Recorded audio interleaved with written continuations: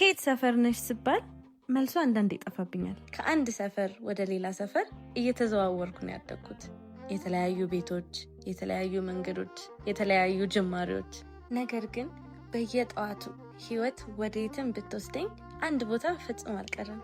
ዳንዲቦሩ ትምህርት ቤት ከፕሪስኩል እስከ 12ኛ ክፍል ድረስ ለ15 ዓመታት በየቀኑ እነዚህ በሮች ተቀብሎኛል። ዳንዲቦሩን ለኔ ለየት የሚያደርገው ለ15 ዓመት አንድ ትምህርት ቤት መማሬ ብቻ አይደለም፣ የመጀመሪያ መምህሬ እናቴ መሆኗ ብቻ አይደለም። የሚያስደንቀኝ ነገር እዚህ ያገኘሁት ማህበረሰብ ነው።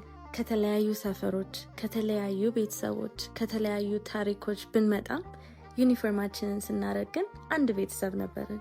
እውነቱንም ለመናገር ኢትዮጵያን በዚህ መንገድ ነው የማየው። የተለያዩ ቋንቋ፣ ባህልና ታሪክ ያለው በአንድ ማንነት የተዋሃደ ህዝብ ነው። ዛሬ ወደዚህ ቤት የተመለስኩት የትምህርት ቤት ቦርሳዬን ተሸክሜ ሳይሆን ካሜራዬን ይዤ ነው።